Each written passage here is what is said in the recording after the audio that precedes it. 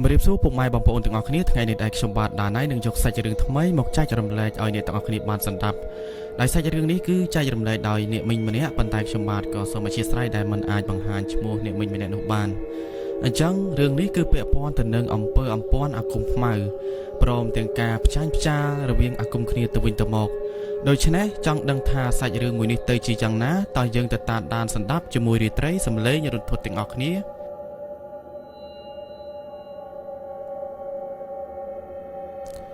រឿងរ៉ាវមួយនេះគឺចែករំលែកដោយអ្នកមីងម្នាក់ក៏ប៉ុន្តែខ្ញុំបាទក៏សូមអធិស្ឋានដែលខ្ញុំបាទមិនអាចបង្ហាញឈ្មោះអ្នកមីងម្នាក់នោះទៀតសោតអ្នកមីងម្នាក់នោះដែរគឺគាត់រស់នៅក្នុងខេត្តសៀមរាបដូច្នេះសាច់រឿងដែលគាត់ចែករំលែកមកនេះគឺវាបានកើតឡើងនៅក្នុងខេត្តសៀមរាបនេះហើយដោយសាច់រឿងដែលគាត់ចែករំលែកមកនេះគឺវាពាក់ព័ន្ធទៅនឹងអំពើអំព័ន្ធអាគមខ្មៅដោយដែលយើងដឹងស្រាប់ហើយថាវិជាអំពើអំព័ន្ធអាគមខ្មៅវាគឺជាវិជាស្មោកគ្រោកណា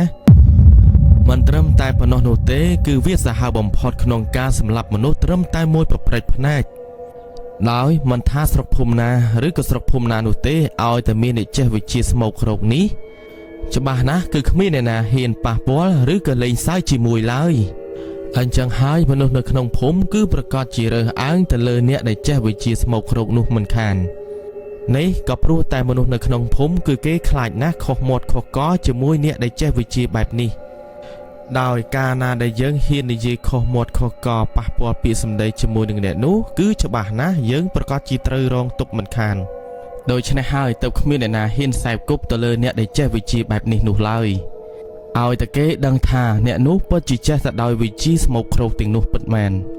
ហើយផ្ដើមសាច់រឿងគឺនិយាយអំពីលោកតាម្នាក់ដែលគាត់មានឈ្មោះថាតាគៀនគឺគាត់រស់នៅក្នុងភូមិមួយនៃខេត្តសៀមរាបមានថ្ងៃមួយនោះក៏ស្រាប់តែមានអ្នកភូមិពីចម្ងាយក៏បានមករកគាត់ហើយមូលហេតុដែលគេមករកគាត់ក៏ព្រោះតែគេចង់ឲ្យគាត់ទៅមើលអ្នកជំងឺម្នាក់នៅឯផ្ទះរបស់គេ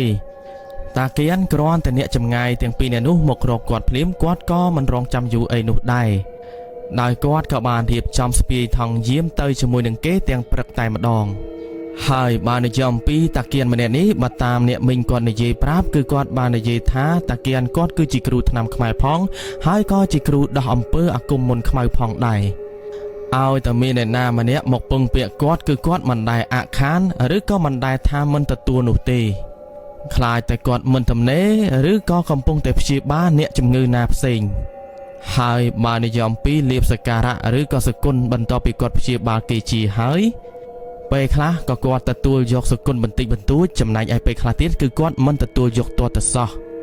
ដែលហេតុថានៅពេលដែលគាត់ព្យាបាលគេឬក៏ដោះអំពើជួយដល់គេគឺគាត់មិនដែលទាមទារ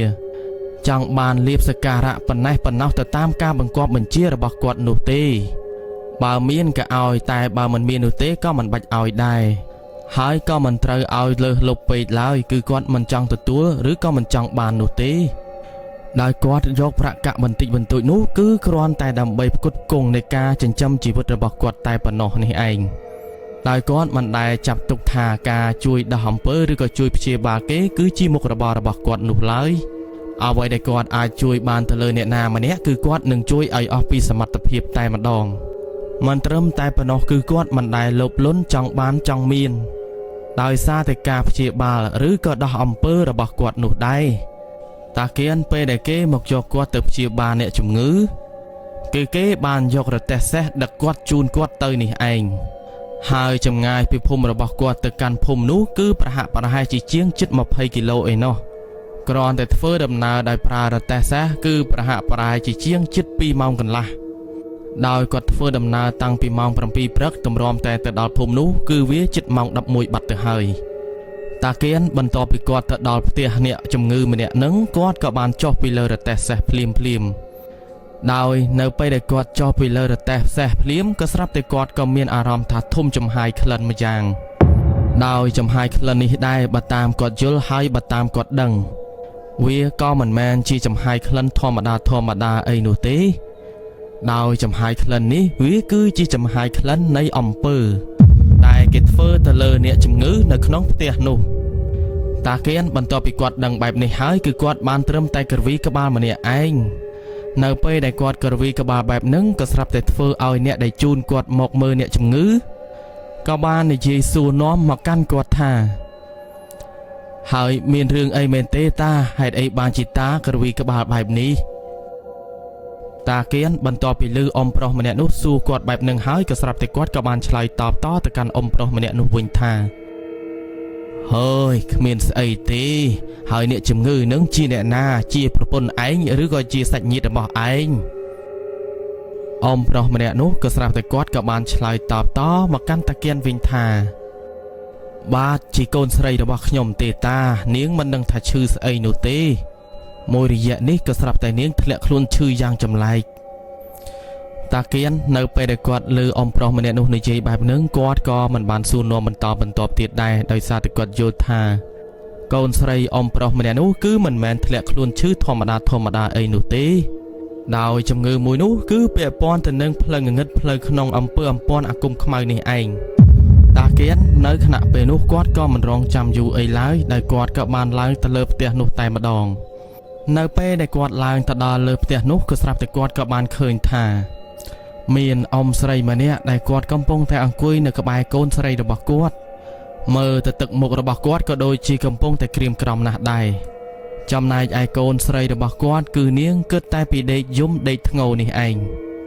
ដោយបើតាមមើលពីក្មេងម្នាក់នោះគឺគេមានវ័យអាយុប្រហែលជា11ទៅ12ឆ្នាំនេះហើយតាគៀនខណៈពេលនោះក៏ស្រាប់តែគាត់ក៏បានទៅអង្គុយនៅក្បែរក្មេងស្រីម្នាក់នោះដោយនៅពេលដែលគាត់ទៅអង្គុយក្បែរចិត្តក្មេងស្រីម្នាក់នឹងគាត់ក៏បានយកដៃទៅស្ទាបប៉ះលើខ្លួនក្មេងស្រីម្នាក់នោះទៅស្របពេលដែលគាត់យកដៃទៅស្ទាបប៉ះលើក្បាលហើយនឹងនៅលើពោះក្មេងស្រីម្នាក់នឹងគឺគាត់អាចដឹងបានថាអ្នកដែលធ្វើអំពើអាគមស្មោកគ្រោកមកលើក្មេងស្រីម្នាក់នោះវាគឺជាអំពើមួយដែលធ្វើទៅតាមរបៀបស្បែកសត្វនេះឯងពីព្រោះថាមើលទៅសភាពលក្ខណៈនៅលើខ្លួនប្រាណក្មេងស្រីម្នាក់នឹងគឺវាក្រៀមហើយរបកស្បែកដូចទៅនឹងអ្នកកើតជំងឺសាស្បែកអញ្ចឹងហើយមើលទៅក្មេងស្រីម្នាក់នោះគឺគេខំប្រឹងប្រើដៃរបស់គេអេសលើពេញខ្លួនប្រាណមើលតែដៃរបស់គេឡើងញាប់ស្មិញតែម្ដងទោះបីជាម្ដាយរបស់គេហាមគេមិនឲ្យអេសក៏គេនៅតែអេសពីព្រោះតែគេមានអារម្មណ៍ថារមាស់ខ្លាំងណាស់ដូច្នេះហើយមិនដឹងធ្វើរបៀបណាឲ្យបាត់ពីជំងឺមួយនោះឡើយមិនត្រឹមតែធ្ងោនោះទេគឺថែមទាំងត្អូញត្អែថារមាស់ណាស់និយាយដដែលតែម្ដងពីព្រោះដោយដែលយើងដឹងស្រាប់ហើយថាចរិតក្មេងគឺបែបនឹងហើយតាគៀនបន្ទាប់ពីឃើញក្មេងស្រីម្នាក់នោះកំពុងតែប្រើដៃរបស់គេអេសទៅលើខ្លួនប្រាណរបស់គេឡើងញាប់ស្មេក៏ស្រាប់តែគាត់ក៏បាននិយាយទៅកាន់ក្មេងស្រីម្នាក់នោះថាចៅអើយកុំខំអេសពេកកាលណាដែលចៅខំអេសពេកគឺកាន់តែរមាស់ថែមទេមិនត្រឹមតែប៉ុណ្ណោះក៏ធ្វើឲ្យចៅរបករលាត់ស្បែកទៀតផងអញ្ចឹងហើយទ្រាំសិនទៅចៅចាំតាព្យាបាលចៅឲ្យជាណាក្មេងស្រីម្នាក់នោះបន្ទាប់ពីឮតាគៀនគាត់និយាយបែបនឹងហើយក៏ស្រាប់តែគេក៏មិនបានឆ្លើយតបតមកកាន់តាគៀនវិញអីនោះទេក៏ព្រោះថាពេលនោះគឺគេកំពុងតែរមាស់ខ្លាំងណាស់ម្ដាយរបស់ក្មេងស្រីម្នាក់នោះក៏បានសួរនាំមកកាន់តាគៀនថាតើកូនរបស់គាត់កើតអីទៅហេតុអីបានជាស្បែកនៅលើខ្លួនប្រាណរបស់គេបែរទៅជារមាស់ហើយនឹងមានរោគយ៉ាងចម្លែកបែបនេះតាគៀនបន្ទាប់ពីឮម្ដាយក្មេងស្រីម្នាក់នោះសួរបែបនឹងក៏ស្រាប់តែគាត់ក៏បានឆ្លើយតបតទៅកាន់ម្ដាយក្មេងស្រីម្នាក់នោះវិញថាហើយខ្ញុំមិនចង់និយាយអីទេប៉ុន្តែជ្រុលតែខ្ញុំដឹងហើយខ្ញុំនិយាយប្រាប់តិចចោះចៅស្រីនេះវាមិនមែនកើតជំងឺសាស្បែកធម្មតាអីទេប៉ុន្តែចៅស្រីម្នាក់នេះគឺត្រូវបានគេធ្វើអំពើនេះឯងម្ដាយឪពុកក្មេងស្រីម្នាក់នឹងគ្រាន់តែឮបែបនឹងភ្លាមក៏ស្រាប់តែគាត់ក៏បានត្រឹមតែបើកភ្នែកធំដោយពួកគាត់មិនដែលគិតឡើយសោះថាកូនស្រីរបស់ពួកគាត់ត្រូវគេធ្វើអំពើបែបនឹងនោះទេពីព្រោះតែកូនស្រីរបស់គាត់នៅក្មេងណាស់មិនអាចថាមានចំនួនឬក៏ឆ្លោះជាមួយនឹងអ្នកណានោះដែរហេតុអីបានជាគេផ្ដន់ទាធ្វើអំពើឬក៏អាគមខ្មៅដាក់មកលើកូនស្រីរបស់គាត់បែបនេះពួកគាត់ដែលជាម្ដាយឪពុកក្មេងស្រីម្នាក់នឹងនៅពេលដែលឮថាកូនស្រីរបស់គាត់ត្រូវអំពើរបស់គេភ្លាមពួកគាត់ទាំងពីរនាក់ក៏ចាប់ផ្ដើមសួរនាំមកកាន់កូនស្រីរបស់គាត់ថាហើយឯងបានទៅធ្វើអីអ្នកណាហេតុអីបានជាគេមកធ្វើអំពើមកលើឯងចឹងទាំងដែលឯងនៅក្មេងសោះ ក្មេងស្រីម្នាក់នោះក៏ស្រាប់តែគេក៏បានឆ្លើយតបតមកវិញថាគេក៏ដូចជាមិនដែលទៅឆ្លោះប្រកែកឬក៏ធ្វើឲ្យអ្នកណាអាក់អន់សម្ពន់ចិត្តអីដែរម្ដាយឪពុកក្មេងស្រីម្នាក់នោះបន្ទាប់ពីលើក្មេងស្រីម្នាក់នឹងនិយាយបែបនឹងហើយក៏បាននិយាយបន្តបន្ទាប់ទៅកាន់ក្មេងស្រីម្នាក់នោះថាអើឯងគិតមើលសិនមើលក្រែងលោឯងទៅធ្វើឲ្យអ្នកណាខឹងទៅគេធ្វើអំពើលែងដឹងក្មេងលែងដឹងចាស់បែបនេះក្មេងស្រីដែលកំពុងតែធ្ងោឈឺដេកនៅលើកន្ទេលក៏ស្រាប់តែគេក៏បានធ្ងោឈឺផងហើយក៏គិតចុះគិតឡើងទៅគេក៏ទៅតែនឹកឃើញថាកាលពីកន្លះខែមុនគឺគេបានលេងជ្រុលរហូតដល់គេក៏បានឆ្លោះប្រកែកគ្នាជាមួយនឹងក្មេងៗគ្នារបស់គេហើយក្មេងស្រីដែលឆ្លោះប្រកែកជាមួយនឹងគេនៅពេលនោះគឺមានវ័យប្រហាក់ប្រហែលស្របាក់ស្របើទៅនឹងគ្នានេះឯងដោយការឆ្លោះប្រកែកបន្តិចបន្តួចនោះដោយដែលយើងដឹងស្រាប់ហើយថាចរិតកូនក្មេងគឺការគិតគឺមិនដូចមនុស្សធំនោះទេដូច្នេះហើយអំពើអំពាន់អាគមខ្មៅនោះមិនគួរណាក្មេងស្រីម្នាក់នឹងអាចមកធ្វើអំពើដាក់អំពាន់មកលើគេនោះដែរតែការគិតបែបនោះក៏វាមិនប្រកបអីឡើយដោយមូលហេតុដែលធ្វើឲ្យពួកគេឆ្លោះប្រកែកគ្នាក៏ព្រោះតែដោយសារតែរឿងមួយគឺក្មេងៗទាំងនោះបានដណ្ដើមរបស់គ្នាលេងរហូតដល់ក្មេងម្នាក់ដណ្ដើមរបស់លេងមិនបានក៏ស្រាប់តែគេក៏ចាប់ផ្ដើមប្រើដៃប្រើជើងទាត់ធាក់មកលើក្មេងស្រីដែលកំពុងតែត្រូវបានគេធ្វើអំពើនេះឯងដោយក្មេងស្រីដែលកំពុងតែត្រូវបានគេធ្វើអំពើពេលនេះគឺគេមានឈ្មោះថាកែវបន្ទាប់ពីត្រូវបានគ្នារបស់គេមកខាងទៀតទាត់ធាក់មកលើគេក៏ទ្រាំលែងបានហើយក៏ប្រើពាក្យសម្ដីជេរយ៉ាងអសុរោះដូច្នេះហើយទាំងកែវហើយនឹងក្មេងស្រីម្នាក់នោះក៏ចាប់ផ្ដើមមិនត្រូវគ្នាតាំងពីពេលនឹងមកទៅម្ដាយឪពុកកែវបន្ទាប់ពីឮកែវនិយាយប្រាប់បែបហ្នឹងពួកគាត់ទាំងពីរនាក់ក៏ចាប់ផ្ដើមរៀងសង្ស័យបន្តិចបន្តួចដែរមួយយ៉ាងចិត្តមួយពួកគាត់ក៏គិតថាវាមិនអាចទៅរួចឡើយដែលថាក្មេងស្រីម្នាក់នោះបានប្រើឲ្យគេធ្វើអំពើដាក់អំពាន់មកលើកូនរបស់គាត់ដូច្នេះហើយការគិតក៏វាមិនដូចទៅនឹងមនុស្សពេញវ័យឬក៏មនុស្សធំដែរមួយយ៉ាងវិញទៀតនាងក៏មិនអាចស្គាល់ទៅលើវិជាស្មោកគ្រោកវិជាអាគមខ្មៅឬក៏អំពើអំពាន់ទាំងនោះឡើយដូច្នេះហើយដែលធ្វើឲ្យម្ដាយឪពុករបស់កែវពួកគាត់ក៏មិនទាន់ហ៊ានចោទប្រកាន់ឬក៏ប៉ាន់ស្មានទៅលើក្មេងស្រីម្នាក់នោះទេចំណែកឯតាគៀនបន្ទាប់ពីឮកែវនិយាយប្រាប់បែបហ្នឹងក៏ស្រាប់តែគាត់ក៏ចាប់ផ្ដើមធ្វើការប្រមាលមើលថាអ្នកដែលធ្វើអំពើមកលើកែវគឺពាក់ព័ន្ធទៅនឹងក្មេងស្រីដែលឆ្លោះប្រកែកជាមួយកែវដែរឬអត់តាគៀនបន្ទាប់ពីគាត់គិតបែបហ្នឹងហើយក៏ស្រាប់តែគាត់ក៏ចាប់ផ្ដើមបិទភ្នែកតែម្ដងហើយនៅពេលដែលគាត់បិទភ្នែកធ្វើការប្រមាលមើលក៏គាត់ក៏ដូចជាពុំឃើញមានអ្វីប្លែកចម្លែកអីនោះទេដូច្នេះហើយគាត់ក៏មើលមិនទាន់ដឹងថាអំពើអំពាន់នេះគឺពាក់ព័ន្ធទៅនឹងក្មេងស្រីម្នាក់នោះដែរឬអត់តែតាគៀនគាត់ក៏គិតថាទោះបីជាយ៉ាងណាក៏ដោយគាត់ត្រូវតែជួយកែវឲ្យរួចផុតពីការធ្វើអំពើមួយនេះដោយហេតុថាអំពើមួយនេះទោះបីជាគេមិនទាន់ធ្វើឲ្យស្លាប់ភ្លាមក៏ដោយប៉ុន្តែធ្វើឲ្យកែវឈឺរ៉ាំរ៉ៃពិបាករស់នៅទាំងវេទនាដូចទៅនឹងមនុស្សស្លាប់អញ្ចឹងមួយយ៉ាងគ្នានៅក្មេងហេតុអីបានជាអ្នកដែលធ្វើអំពើមួយនេះគឺចិត្តដេរឆានមិនគិតថាអនុគ្រោះឬក៏លើកលែងទៅលើក្មេងឡើយមិនដឹងថាចិត្តគំនិតរបស់គេគឺសាងអំពីអ្វីនោះទេតាគៀនស្របពេលនោះដែរគាត់ក៏បាននិយាយទៅកាន់ម្ដាយឪពុករបស់កែវថាអើមិនអីទេចាំមើលយប់នេះតានឹងជួយកូនស្រីពូឯងទាំងពីរចោះតែតាក៏មិនរំពឹងសង្ឃឹមថានឹងអាចជួយកូនស្រីរបស់ពូឯងបានដែរឬអត់ទេអញ្ចឹងហើយពូឯងកុំទាន់សង្ឃឹមមកលើតាពេកអីឪពុកម្ដាយកែវបន្ទាប់ពីឮតាគៀននិយាយបែបនឹងហើយពួកគាត់ក៏បានត្រឹមតែអង្វរកមកកាន់តាគៀនទោះបីជាយ៉ាងណាក៏ដោយតាគៀនត្រូវតែជួយកូនរបស់ពួកគាត់ឲ្យបានដោយហេតុថាកែវគឺជាកូនសំណប់ពួកគាត់អញ្ចឹងហើយពួកគាត់ស្រឡាញ់កែវខ្លាំងណាស់មិនចង់ឲ្យកែវកើតអីឬក៏មានរឿងអីឡើយមិនត្រឹមតែប៉ុណ្ណោះម្ដាយឪពុកកែវគឺថែមទាំងហ៊ាននិយាយថាប្រសិនបើតាគៀនដោះអំពើជួយដល់កែវបានសម្រេចឬក៏ជាធូរសះស្បើយមកធម្មតាវិញតាគៀនត្រូវការត្រណឹបឬក៏សកុនប៉ុន្មានក៏ពួកគាត់ហ៊ានឲ្យដែរម្ដាយឪពុកកែវហ៊ាននិយាយបែបនោះទាំងដែលគ្រួសាររបស់ពួកគាត់មានជីវភាពមិនល្អប្រសើរតែដោយសារតែស្រឡាញ់កូនខ្លាំងពេកធ្វើឲ្យពួកគាត់គឺហ៊ានលះបង់អ្វីគ្រប់បែបយ៉ាង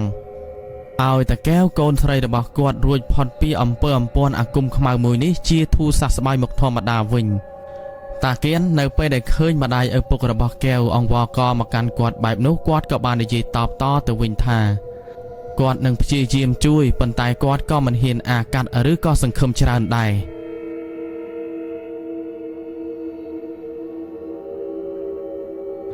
នៅក្បាលប្រលប់ចន្លោះប្រហែលជាម៉ោង6ទៅម៉ោង7តាគៀនមុននឹងគាត់រៀបចំធ្វើពិធីក្នុងការដោះអំពើគឺគាត់ក៏បានដើរចុះពីលើផ្ទះនោះសិនដើម្បីមើលពីស្ថានភាពជុំវិញផ្ទះហើយនៅពេលដែលគាត់មើលពីស្ថានភាពជុំវិញផ្ទះរបស់កែវក៏ដូចជាពុំឃើញមានអ្វីប្លែកចម្លែកអីនោះទេ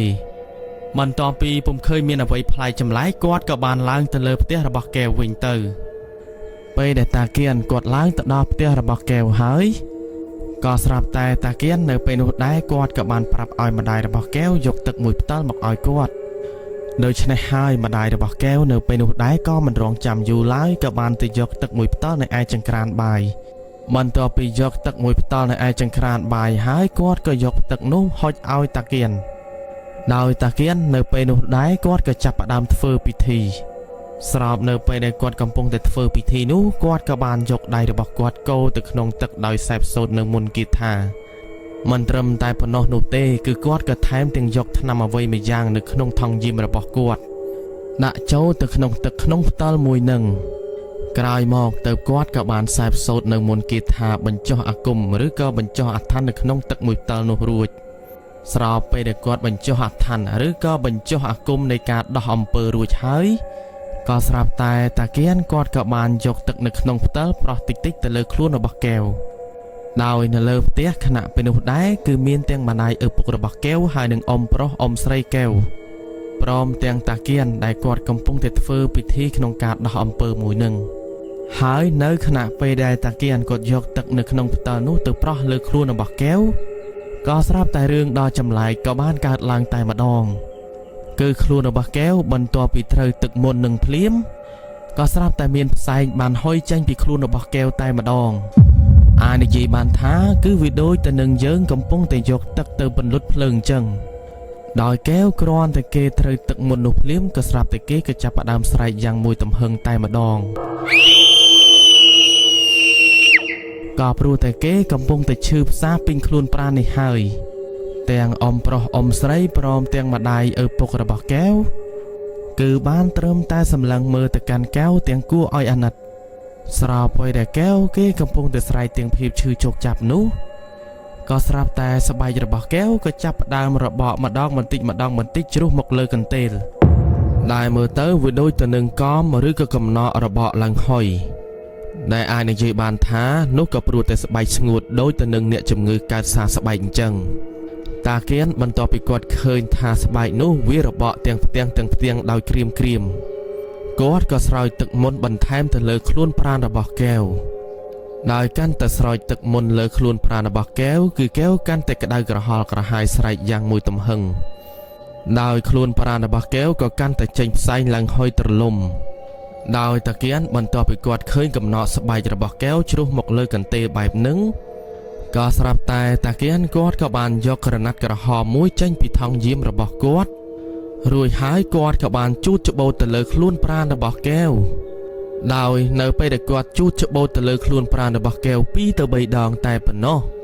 ស្របនៅពេលហ្នឹងតាគៀនគាត់ក៏បានយកកន្សែងក្រហមនោះលាតមើលដោយនៅពេលដែលគាត់យកកន្សែងក្រហមនោះលាតមើលក៏ស្រាប់តែគាត់ក៏បានមើលឃើញថានៅលើកន្សែងនោះគឺជាប់មកសិតសឹងតែជាខ្ញែតាគៀននៅពេលដែលគាត់ឃើញបែបនោះហើយគាត់ក៏បានលាន់មាត់និយាយថាហើយរឿងអីថាមិនរមាស់បើដាក់គ្នាមកសិតសឹងតែជាខ្ញែអញ្ចឹងម្ដាយឪពុករបស់កែវហើយនឹងអ៊ំប្រុសអ៊ំស្រីកែវបន្ទាប់ពីឮតាគៀននិយាយបែបហ្នឹងក៏បាននាំគ្នាមកអើតមើលក្រណាត់ក្រហមហ្នឹងដោយស្របពេលហ្នឹងពួកគាត់ក៏បានឃើញថាមានខ្ញែជាប់ទៅនឹងក្រណាត់ក្រហមនោះឡើងសសម្ព្រោះតែម្ដងធ្វើឲ្យពួកគាត់ស្របពេលនោះគឺស្ទើរតែមិនចង់ជឿនោះទេថាអំពើអំពាន់គឺគេអាចធ្វើដាក់ខ្ញែដាក់អីបានហើយតាគៀននៅពេលហ្នឹងគាត់ក៏ចាប់ផ្ដើមធ្វើការដោះអំពើបន្តទៀតគឺគាត់យកក្រណាត់ក្រហមនោះទៅកោសរុះលើខ្លួនប្រាណរបស់កែវម្ដងហើយម្ដងទៀត រហូតដល់គាត់កោសរុះពេញលើខ្លួនប្រាណរបស់កែវមិនថាដៃជើងឬក៏មុខមាត់របស់កែវនោះឡើយដោយជាប់មកគឺសិតសឹងតែជាខ្ញែរហូតដល់គាត់កោសរុះយូរទៅក៏ស្រាប់តែខ្ញែទាំងអស់នោះវាក៏លែងជាប់ទៅលើក្រណាត់ក្រហមរបស់គាត់ទៀតដូច្នេះហើយតាគៀននៅពេលនោះដែរគាត់ក៏បានយកទឹកមុននៅក្នុងផ្តិលរបស់គាត់ឲ្យកែវផឹកដើម្បីដោះអំពើអំពន់នៅក្នុងខ្លួនរបស់កែវឲ្យដាច់ដោយបន្ទាប់ពីកែវគេផឹកទឹកមុននោះរួចមិនយូរប៉ុន្មានអីនោះទេកែវក៏ស្រាប់តែគេក៏បានក្អួតចេញមកសិតស្ទឹងតែជារបស់ទៀតសោតរបស់ទាំងអស់នោះសិតស្ទឹងតែជាខ្ញែព្រមទាំងក្រមួនដែលគេធ្វើអំពើមួយនេះដាក់មកលើកែវដោយតម្រាំតែកែវក្អួតចេញរបស់ទាំងអស់នោះគឺប្រហាក់ប្រហែលជា4ទៅ5នាទីបន្តិចក្រោយមកទៅកែវគេក៏បានធូរម្ដងបន្តិចពីការដោះអំពើមួយនឹងនេះក៏ព្រោះតែការដោះអំពើមួយនឹងគឺវាត្រូវបានដាច់ហើយតាគៀនបន្ទាប់ពីគាត់ឃើញថាការដោះអំពើរបស់គាត់ជួយដល់កែវត្រូវបានដាច់នៅខណៈពេលនឹងគាត់ក៏បាននិយាយទៅកាន់ម្ដាយឪពុករបស់កែវថាកុំព្រួយបារម្ភពេកអីនៅបន្តិចទៀតនេះកូនស្រីរបស់ពួកឯងនឹងជាធូរសះស្បើយមកធម្មតាវិញហើយទាំងអ៊ំប្រុសអ៊ំស្រីព្រមទាំងម្ដាយឪពុករបស់កែវពេលនោះបន្ទាប់ពីឮបែបហ្នឹងពួកគាត់ក៏សប្បាយចិត្តហើយការប្រើពេលក្នុងការដោះអំពើជួយដល់កែវរបស់តាគៀនគឺជិត2ម៉ោងដោយការដោះអំពើរបស់គាត់នៅពេលហ្នឹងក៏គ្មានអ្វីមករំខានឬក៏ធ្វើទុកដល់គាត់ដែរនេះក៏ប្រហែលជាមកពីអ្នកដែលធ្វើអំពើមកលើកែវពុំបានដឹងថាគាត់កំពុងតែដោះអំពើជួយដល់កែវនោះទេប្រសិនបើគេដឹងថាគាត់កំពុងតែដោះអំពើជួយដល់កែវវាក៏ប្រកាសណាស់គេនឹងធ្វើទុកបុកម្នេញដល់គាត់ជាក់ជាមិនខានអាចថាគេប្រើរបស់ឲ្យមកចាប់ការឬក៏មករំខានដល់គាត់នេះហើយបើនិយាយអំពីខ្ញែដែលគេធ្វើអំពើដាក់មកលើកែវពុកម៉ែបងប្អូនទាំងអស់គ្នាប្រហែលជាដឹងហើយនឹងស្គាល់ទៅលើខ្ញែហើយដោយខ្ញែនេះដែរគឺការចេញពីពពុះអណ្ដែតត្រានៅលើទឹកហើយពពុះទាំងអស់នោះវាក៏កកកុញទៅលើស្មៅឬក៏កកកុញទៅលើដើមស្រូវ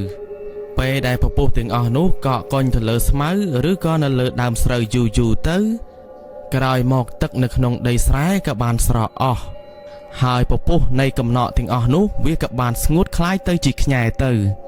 ហើយដោយដែលយើងដឹងស្រាប់ហើយថាសារធាតុជាតិខ្ញែនេះគឺវារមាស់ខ្លាំងណាស់ឲ្យតែយើងហ៊ានយកដៃទៅប៉ះវាគឺច្បាស់ណាស់ប្រកាសជារមាស់មិនព្រមបាត់ឡើយទោះបីជាយើងខំយកទឹកមកលាងសម្អាតក៏ដោយគឺនឹងធ្វើឲ្យយើងអេះរមាស់រលាត់ស្បែកមិនខានហើយត្រឡប់មកសាច់រឿងរបស់យើងវិញក្រោយពីតាគៀនជួយដោះអំពើជួយដល់កែវរួចនៅយប់នឹងគាត់ក៏បានដាក់ក្បាលដេកសម្រាប់ពិតនឹងជញ្ជាំងផ្ទះរបស់កែវចំណែកឯម្ដាយឪពុករបស់កែវពេលនោះដែរគឺពួកគាត់មិនទាន់បានសម្រាកនោះទេដោយម្ដាយរបស់កែវគឺនាំគ្នាមកអង្គុយនៅមើលកែវតែម្ដងចំណែកឯអ៊ំប្រុសអ៊ំស្រីរបស់កែវនៅពេលនឹងដែរពួកគាត់ក៏បាននាំគ្នាមកគេងក្បែរតាគៀនទៅ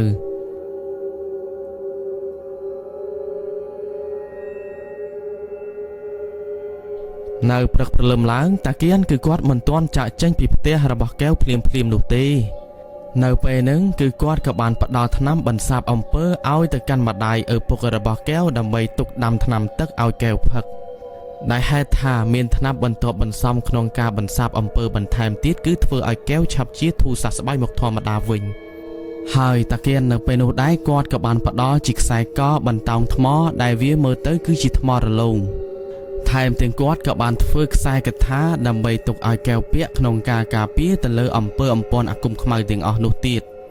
ហើយមុននឹងគាត់ចាកចេញពីផ្ទះរបស់កែវនៅពេលនោះដែរគាត់ក៏បានធ្វើការប្រោះព្រំទៅលើផ្ទះកែវបន្តិចបន្តួចពីព្រោះថាផ្ទះរបស់កែវនៅពេលនេះគឺកំពុងតែអាប់រិស័យណាស់តើគាត់ធ្វើការប្រោះព្រំដំឡើងរិស័យផ្ទះរបស់កែវហើយបើនិយាយអំពីអាការៈស្ថានភាពសុខភាពរបស់កែវនៅពេលនោះដែរមើលទៅគឺហាក់បីដូចជាធូរស្បើយច្រើនណាស់ដែរដោយគេក៏លែងធ្ងោឈឺស្រែកព្រមទាំងយកដៃរបស់គេទៅអេះញាប់ស្មេនៅលើខ្លួនប្រាណរបស់គេទៀតអ្វីដែលសំខាន់សាច់ឈាមរបស់គេនៅពេលនោះគឺចាប់ផ្ដើមស្រស់ថ្លាជាងមុនមិនដូចពីពេលដែលកែវត្រូវអំពើរបស់គេឡើយទឹកមុខរបស់គេនៅពេលនោះគឺស្រស់បោះថែមទាំងញញឹមញញែម ព្រមទាំងសប្បាយរីករាយបន្ទាប់ពីគេចាប់ផ្ដើមមានអារម្មណ៍ថាធូរស្បើយតាគៀនគាត់ក៏បានដើរចាកចេញពីផ្ទះរបស់កែវប៉ុន្តែក៏ស្រាប់តែម្ដាយឪពុករបស់កែវក៏បានហុចត្រណឹបហើយនឹងសគុណគួសមណាស់ដែរឲ្យមកកាន់តាគៀនដោយប្រាក់កាក់ទាំងនោះគឺម្ដាយឪពុករបស់កែវពុំមាននោះទេតែគាត់បានមកពីអ៊ំប្រុសអ៊ំស្រីរបស់កែវនេះឯងដោយសារថាម្ដាយឪពុករបស់កែវនៅពេលនោះដែរគឺពួកគាត់ពុំមានលុយកាក់ឬក៏ប្រាក់កាក់អីនោះទេតើបគាត់ក៏បានខ្ចីអ៊ំប្រុសអ៊ំស្រីរបស់កែវដើម្បីយកប្រាក់កាក់ទាំងអស់នោះជូនជាសគុណមកឲ្យតាគៀននេះហើយប៉ុន្តែតាគៀននៅពេលនោះដែរគឺគាត់មិនព្រមទទួលយកត្រណឹបឬក៏សគុណទាំងអស់នោះពីម្ដាយឪពុករបស់កែវនោះឡើយទោះបីជាម្ដាយឪពុករបស់កែវនៅពេលនោះដែរពួកគាត់ក៏ខំបង្ខំតាគៀនក៏ប៉ុន្តែតាគៀនក៏នៅតែមិនព្រមទទួលយកដោយតាគៀនគាត់ក៏បាននិយាយថាទុកលុយកាក់ប្រាក់កាក់ឬក៏ត្រណឹបទាំងអស់នោះប្រគល់ជូនទៅអ៊ំប្រុសអ៊ំស្រីរបស់កែវវិញទៅដែលហេតុតែគាត់ដឹងថាម្ដាយឪពុករបស់កែវបានខ្ចីប្រាក់កាក់ទាំងអស់នេះពីអ៊ំប្រុសអ៊ំស្រីកែវមកឲ្យគាត់អញ្ចឹងហើយយ៉ាងណាក៏ដោយគឺគាត់មិនទទួលយកជាដាច់ខាតដោយគាត់ថែមទាំងនិយាយទៅកាន់ម្ដាយឪពុករបស់កែវថាមិនបាច់ចំបារម្ភទេគាត់មិនដែលទាមទារឬក៏បង្គាប់ចង់បានអ្វីនោះដែរពីព្រោះថាគាត់មកនេះគឺដើម្បីជួយទៅតាមអ្វីដែលគាត់អាចជួយបានខ្លាចតែគាត់មិនអាចជួយអ្វីបាននោះទេដែលធ្វើឲ្យគាត់ខកចិត្តឬក៏ខកបំណងនៅពេលហ្នឹងទាំងម្ដាយឪពុករបស់កែវព្រមទាំងអ៊ំប្រុសអ៊ំស្រីកែវពួកគាត់ក៏បានត្រឹមតែអរគុណមកលើតាគៀនដែលតាគៀនបានជួយកែវដោយមិនបានទាមទារចង់បានអ្វីសម្បីតែបន្តិចហើយម្ដាយឪពុករបស់កែវក៏បានប្រគល់ប្រាក់កាក់ទាំងអស់នោះជូនទៅដល់អ៊ំប្រុសអ៊ំស្រីរបស់កែវវិញចំណែកឯតាគៀននៅពេលនោះដែរឪពុករបស់កែវព្រមទាំងអ៊ំប្រុសកែវក៏បានយករទេះសេះជូនតាគៀនវិលត្រឡប់ទៅផ្ទះឬក៏ស្រុកភូមិរបស់គាត់វិញ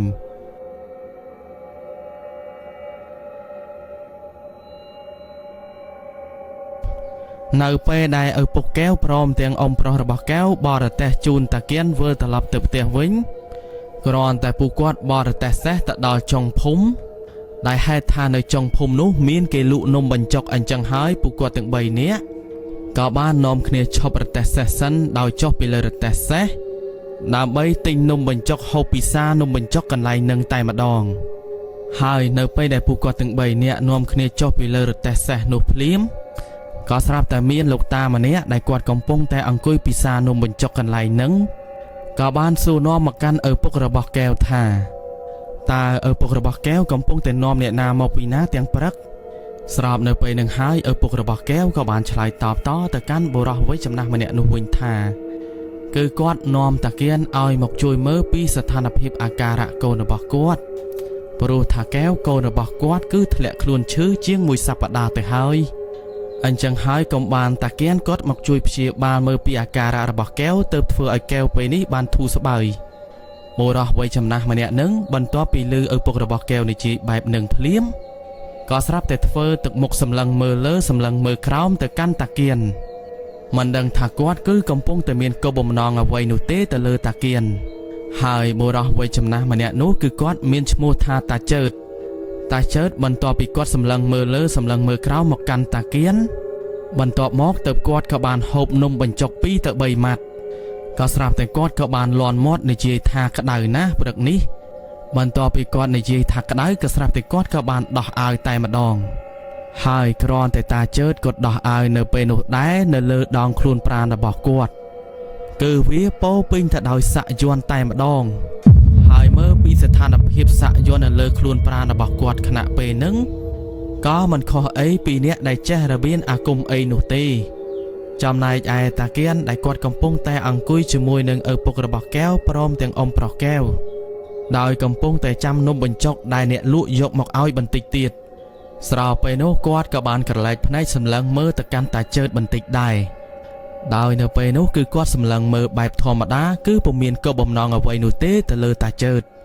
ប៉ុន្តែរឿងដែលចម្លែកតាចើតនៅពេលនោះដែរគាត់ក៏បានសម្លក់សម្លឹងមកកាន់តាគៀនទាំងទឹកមុខយ៉ាងថ្មីមិនដឹងថាគាត់កំពុងតែគិតអ្វីនោះទេមកលើតាគៀនហើយតាគៀននៅពេលដែលគាត់ឃើញថាតាចើតកំពុងតែសម្លក់សម្លឹងមកកាន់គាត់បែបនឹងភ្លាម គាត់ក៏អាចសន្និដ្ឋានហើយនឹងដឹងបាត់ទៅហើយថាតាជើតគឺប្រកាសជាមានគោលបំណងមិនល្អមកលើគាត់មិនខាននៅបន្តិចក្រោយមកទៅអ្នកលក់ក៏បានយកនំបញ្ចុកដាក់មកលើតុទៅតាគៀនហើយនឹងឪពុកព្រមទាំងអ៊ំប្រុសរបស់កែវក៏បាននាំគ្នាពិសានំបញ្ចុកនៅលើតុនោះទៅស្របពេលដែលតាគៀនគាត់កំពុងតែពិសានំបញ្ចុកនៅលើតុនោះតាគៀនគាត់ក៏ចេះតែមើលទៅតាមកន្ទុយភ្នែករបស់គាត់ទៅកាន់តាជើតហើយក៏ឃើញតាជើតកំពុងតែអង្គុយអោនមុខចុះនៅកន្លែងតុរបស់គាត់មិនដឹងថាគាត់កំពុងតែអោនធ្វើអ្វីនោះទេហើយនៅបន្តិចក្រោយមកស្របពេលដែលតាគៀនគាត់កំពុងតែហូបនំបញ្ចុកចុះឡើងក៏ស្រាប់តែនំបញ្ចុកនៅក្នុងចានក៏ប្រែคล้ายទៅជាជន្លេនតែម្ដងទីសោតជន្លេននៅក្នុងចានទាំងនោះគឺបានវាល្វើកមើលទៅគឺគួរឲ្យខ្ពើមហើយតាគៀនគ្រាន់តែគាត់ឃើញជន្លេននៅក្នុងចានកំពុងតែវាល្វើកបែបនឹងភ្លាមក៏ស្រាប់តែគាត់ក៏រៀងភ្ញាក់ផ្អើលបន្តិចដែរដូច្នេះហើយគាត់ក៏បានលាន់មាត់ស្រែកអេយ៉ាលំបល់ជោទាំងអ៊ំប្រុសហើយនឹងឪពុករបស់កែវគ្រាន់តែឃើញតាគៀនភ្ញាក់ផ្អើលបែបនឹងភ្លាមក៏ស្រាប់តែពួកគាត់ក៏បាននិយាយមកកាន់តាគៀនថាតើមានរឿងអីមែនទេហេតុអីបានជាតាគៀនសុកភ្ញាក់បែបនេះមិនត្រឹមតែប៉ុណ្ណោះសូម្បីតែអ៊ំស្រីដែលគាត់លក់នំបញ្ចុកគាត់ក៏បានដើរមកសួរផងដែរប៉ុន្តែតាគៀនខ្នាក់ពេលនោះដែរក៏ស្រាប់តែគាត់ក៏បាននិយាយថាมันមានរឿងអីទេដោយសារតែគាត់ភ្ញាក់ម៉ាញ់នេះក៏ព្រោះតែកណ្ដុរវាបានរត់មកបុកជើងរបស់គាត់ទាំងអ៊ំស្រីលក់នំបញ្ចុកព្រមទាំងឪពុករបស់កែវហើយនិងអ៊ំប្រុសរបស់កែវបន្ទាប់ពីឮតាគៀននិយាយបែបហ្នឹងពួកគាត់ក៏លែងឆ្ងល់ថាតាគៀនគាត់ភ្ញាក់ផ្អើលដោយសារអ្វីទៀតដែរហើយពួកគាត់ទាំងពីរនាក់ក៏បានបន្តហូបនំបញ្ចុកយ៉ាងឆ្ងាញ់ពិសាចំណែកឯតាគៀនវិញពេលដែលគាត់សម្លឹងមើលទៅកាន់នំបញ្ចុកនៅក្នុងចានម្ដងទៀតក៏ស្រាប់តែគាត់ក៏បានឃើញថានំបញ្ចុកមានសភាពលក្ខណៈធម្មតាគឺពុំមានជន្លេនវាល្វើកនៅក្នុងចានអីទៀតនោះដែរប៉ុន្តែទោះបីជាគាត់បានឃើញបែបនឹងក៏ដោយតែគាត់ក៏មិនបានទទួលទានឬក៏ពិសានំបញ្ចុកបន្តដោយគាត់បែរទៅជាលួចសម្លឹងមើលទៅកាន់តាជើតដែលតាជើតគាត់កំពុងតែអង្គុយហូបនំបញ្ចុកក្បែរហ្នឹងស្របពេលដែលគាត់លួចសម្លឹងមើលទៅកាន់តាជើតក៏ស្រាប់តែគាត់ក៏បានឃើញថាតាជើតក៏ដូចជាកំពុងតែលួចញញឹមហើយនឹងត្រេកអរសប្បាយចិត្តបន្ទាប់ពីឃើញតាគៀនភ្ញាក់ផ្អើលមុននេះបន្តិចដោយតាគៀនគាត់ក៏យល់ហើយនឹងដឹងយ៉ាងច្បាស់ថាជន្លេនដែលគាត់បានឃើញវាល្វើកនៅក្នុងចាននំបញ្ចុករបស់គាត់មាញ់នេះ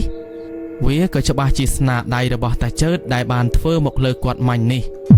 ប៉ុន្តែទោះបីជាតាគៀនគាត់ដឹងយ៉ាងច្បាស់បែបនឹងក៏ដោយតែគាត់ក៏មិនបានរករឿងឬក៏ធ្វើអីទៅលើតាជើតនោះដែរ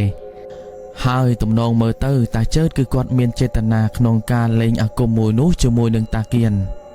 ក៏ព្រោះតែគាត់ជឿថាតាគៀនច្បាស់ជាអ្នកចេះរបៀនអាគមមិនខានអញ្ចឹងហើយទៅតាជើតគាត់ក៏សាកល្បងប្រើអាគមឬក៏លេងអាគមរបស់គាត់មកតាគៀនប៉ុន្តែដែលហេតុថានៅពេលហ្នឹងតាគៀនគាត់ក៏ដូចជាមិនបានតបតទៅកាន់គាត់ទាល់តែសោះអញ្ចឹងហើយដែលធ្វើឲ្យតាជើតនៅពេលនោះគឺគាត់មិនអស់ចិត្តនោះទេដោយគាត់ចង់លេងអាគមជាបន្តបន្ទាប់មកទៀតមកកាន់តាគៀន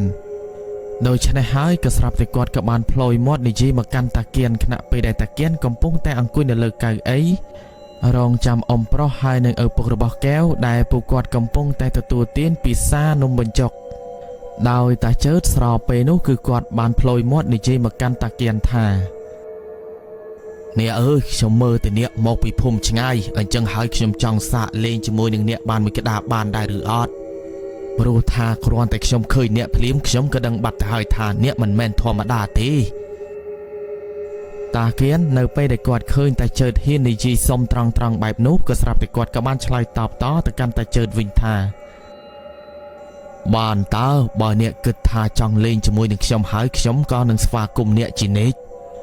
ដោយការលេងនេះខ្ញុំសមុទ្រឲ្យហើយការលេងនេះគឺដើម្បីសាកល្បងដឹងពីគ្នាតែប៉ុណ្ណោះมันអាចជ្រៅជ្រោះរហូតដល់មានបញ្ហាណាមួយកើតឡើងនោះឡើយតាជើតនៅពេលដែលគាត់ឮតាគៀននិយាយបែបនោះហើយក៏ស្រាប់តែគាត់ក៏បានសើចតែម្ដងស្របពេលដែលគាត់សើចក៏ស្រាប់តែគាត់ក៏បាននិយាយមកកាន់តាគៀនថាមើលទៅតាឯងក៏ចេះខ្លាចស្លាប់ដែរតើមិនអីទេបើតាឯងព្រមចាញ់ពីណាខ្ញុំក៏មិនធ្វើអីទៅលើតាឯងដែរ តាគៀននៅពេលដែលគាត់ឮតាជើតនិយាយទាំងមានអំនួតបែបនោះក៏ស្រាប់តែគាត់ក៏បាននិយាយតបតមកកាន់តាជើតវិញថានឹងហើយអ្នកអើយបើខ្ញុំស៊ូជាមួយនឹងអ្នកមិនបានទេសូមអ្នកកុំលេងធ្ងន់ពេកអីណាតាជើតនៅពេលដែលគាត់ឮតាគៀននិយាយបែបនោះហើយក៏ស្រាប់តែគាត់ក៏បាននិយាយទាំងអំនួតទៀតថាអញក៏មិនដាច់ចិត្តដែរឲ្យតែតាឯងព្រមចោះចាញ់ពេលណាអញក៏ទម្លាក់ចោលនៅពេលហ្នឹងតាជើតបន្ទាប់ពីគាត់និយាយទាំងមានអំនួតហើយនឹងជឿជាក់ក៏ស្រាប់តែតាគៀនគាត់ក៏បានឆ្លើយបន្តមកកាន់តាជើតថាអរគុណហើយអ្នកអើយដែលចេះប្រោះសត្វមើលទៅចាប្រៀបដូចជាខ្ញុំប្រហែលជាមិនអាចយកឈ្នះទៅលើអ្នកបានទេតាគៀននៅពេលដែលគាត់និយាយទៅកាន់តាជើតគឺគាត់និយាយទាំងដាក់ខ្លួនដោយពុំមានអំនួតអួតអាងសំបីតែបន្តិចចំណែកឯឪពុករបស់កែវព្រមទាំងអ៊ំប្រុសរបស់កែវនៅពេលនោះដែរពួកគាត់បានត្រឹមតែឆ្ងល់ថាតាគៀនហើយនឹងតាជើតពួកគាត់ទាំងពីរនាក់គឺកំពុងតែនិយាយអំពីអីហើយម្យ៉ាងតាជើតហើយនឹងតាគៀនក៏ដូចជាមិនដែលស្គាល់គ្នានោះឡើយតែមើលទៅការនិយាយនៅពេលនោះគឺហាក់បីដូចជាពួកគាត់ទាំងពីរនាក់មានទំនាក់ទំនងឬក៏ស្គាល់គ្នាតាំងពីពេលណាអញ្ចឹងស្របពេលនោះពួកគាត់ទាំងពីរនាក់ក៏មិនទាន់ហ៊ានសួរមកកាន់តាគៀនភ្លាមនោះដែរតែអ្វីដែលឪពុករបស់កែវសួរមកកាន់តាគៀននៅពេលនោះគឺគាត់បានសួរថាហេតុអីបានជាតាគៀនមិនហូបនំបញ្ចុកនៅក្នុងចាននោះឲ្យអស់ទៅព្រោះថានំបញ្ចុកនៅក្នុងចានគឺមើលទៅនៅសល់ច្រើនដោយតាគៀនគឺគាត់ហូបពិសានំបញ្ចុកនោះមិនទាំងអស់ពាក្យកណ្ដាលចានផងឬមួយថានំបញ្ចុកនឹងមិនឆ្ងាញ់ពិសាទៅតាគៀនមិនពិសានំបញ្ចុកនៅក្នុងចាននោះឲ្យអស់អញ្ចឹងស្របពេលនោះតាគៀនគាត់ក៏បានឆ្លើយតបតមកកាន់ឪពុករបស់កែវវិញថាមិនមែនថានំបញ្ចុកនោះមិនឆ្ងាញ់ពិសាទេប៉ុន្តែអ្វីដែលសំខាន់គឺគាត់មិនអាចហូបព្រឹកបានច្រើនឡើយដែលហេតុថាវាមិនមែនជាទម្លាប់របស់គាត់គឺតែងតែហូបចាប់ពីម៉ោង 9 ទៅម៉ោង 10ពេលនឹងហើយដែលវាគឺជាអាហារពេលព្រឹកសម្រាប់គាត់ឪពុកកែវព្រមទាំងអ៊ំប្រុសកែវបន្ទាប់ពីឮតាគៀននិយាយបែបនឹងហើយពួកគាត់ក៏យល់តែបើសម្រាប់តាជើតនៅពេលដែលគាត់ឮតាគៀននិយាយបែបនឹងគាត់បានត្រឹមតែសើចក៏ព្រោះតែគាត់ដឹងថាមូលហេតុដែលធ្វើឲ្យតាគៀនពិសានំបញ្ចុកនោះមិនអស់គឺដោយសារតែតាជើតបានលេងអាគមមុននេះបន្តិចនេះឯងគឺគាត់បានធ្វើឲ្យតាគៀនឃើញនំបញ្ចុកនៅក្នុងចានគឺសិតសឹងតែជាជន្លេនដោយសារតែបែបនេះហើយទើបតាគៀនមិនព្រមពិសានំបញ្ចុកនោះទៀតហើយមើលទៅតាគៀនក៏កំពុងតែឆ្អើមខ្ពើមទៅលើជន្លេនដែលគាត់បានមើលឃើញនៅក្នុងចាននំបញ្ចុកមុននេះបន្ទាប់ពីឪពុកកែវហើយនឹងអ៊ំប្រុសកែវពិសានំបញ្ចុកនៅពេលព្រឹកនោះរួចហើយពួកគាត់ទាំង3នាក់ក៏នាំគ្នាដើរចាកចេញពីកន្លែងលក់នំបញ្ចុកនោះតម្រង់ទៅកាន់រទេះសេះដែលពួកគាត់ទុកនៅលើផ្លូវដោយមុននឹងតាគៀនដើរតម្រង់ទៅជិះរទេះសេះនៅពេលនោះដែរក៏ស្រាប់តែតាជើតគាត់ក៏បានផ្លយមាត់ទាំងមានអំនួតមកកាន់តាជើតបន្តទៀតថានឹងហើយតាអើយនៅយប់នេះពួកយើងចាំជួបគ្នាណាតាគៀននៅពេលដែលគាត់ឮតាជើតនិយាយបែបនោះគឺគាត់បានត្រឹមតែងក់ក្បាលតែប៉ុណ្ណោះហើយក៏បានដើរឡើងទៅជិះរទេះសេះជាមួយនឹងឪពុករបស់កែវព្រមទាំងអ៊ំប្រុសកែវគ្រាន់តែឡើងជិះរទេះសេះរួចហើយពួកគាត់ក៏បានបរទេះសេះចាកចេញពីទីនោះទៅពេលដែលបរទេះសេះចាកចេញពីភូមិបានបន្តិចក៏ស្រាប់តែអ៊ំប្រុសរបស់កែវក៏បានសួរនាំមកកាន់តាគៀនថាហើយតាស្គាល់តាជើតមែនទេមើលទៅតាហាក់បីដូចជាបានស្គាល់តាជើតតាំងពីមុនមកអញ្ចឹងមួយវិញទៀតតាជើតគាត់បាននិយាយថាគាត់នឹងលេងជាមួយតាហើយគាត់ចង់លេងស្អីទៅចំណុចនេះខ្ញុំដូចជាមិនយល់ទាស់តែសោះថាតាជើតកំពុងតែនិយាយអំពីអីតាគៀននៅពេលដែលគាត់ឮអ៊ំប្រុសរបស់កែវសួរនាំមកកាន់គាត់បែបនោះក៏ស្រាប់តែគាត់ក៏បានឆ្លើយតបតទៅកាន់អ៊ំប្រុសរបស់កែវវិញថាហើយគ្មានស្អីទេឯងមិនបាច់ចំឆ្ងល់ឡើយព្រោះថាគាត់គ្រាន់តែនិយាយរាក់ទាក់លេងធម្មតានេះឯងរឿងនិយាយលេងអីនោះវាគ្រាន់តែជាពាក្យបង្កប់តែប៉ុណ្ណោះអញ្ចឹងហើយឯងមិនបាច់ចំសង្ស័យអីទេអ៊ំប្រុសរបស់កែវនៅពេលដែលឮតាគៀននិយាយបែបនោះទោះបីជាគាត់នៅមិនទាន់យល់តែគាត់ក៏មិនបានសួរនាំបន្តបន្ទាប់មកកាន់តាគៀនទៀតឡើយ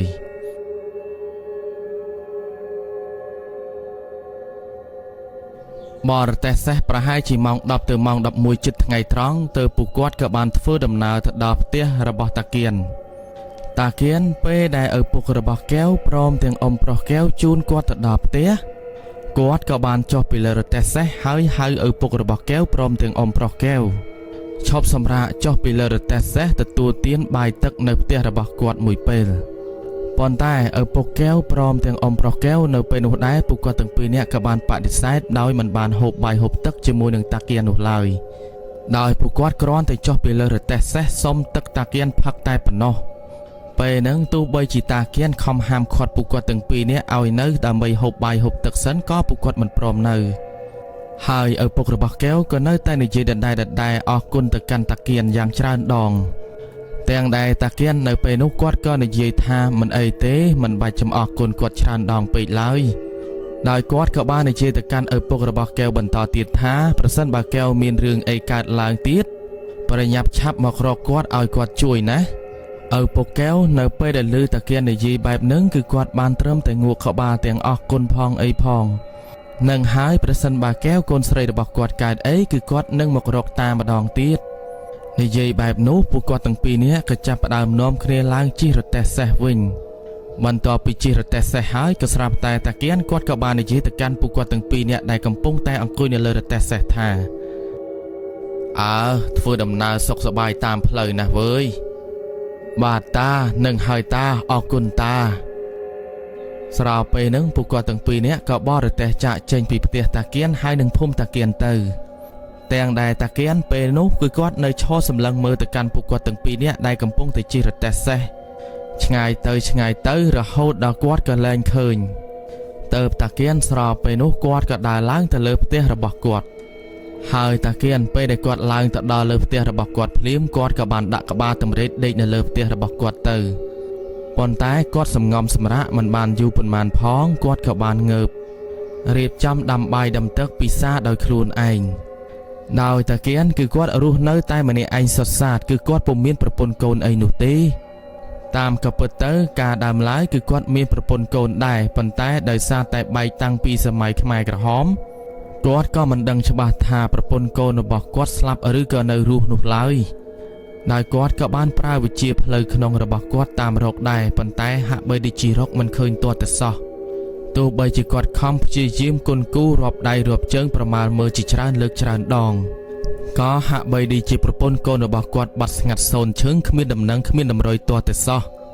អញ្ចឹងហើយដែលធ្វើឲ្យគាត់អាចសន្និដ្ឋានបានថាប្រពន្ធកូនរបស់គាត់ច្បាស់ជាត្រូវស្លាប់នៅក្នុងរបបខ្មែរក្រហមជាជាមិនខាន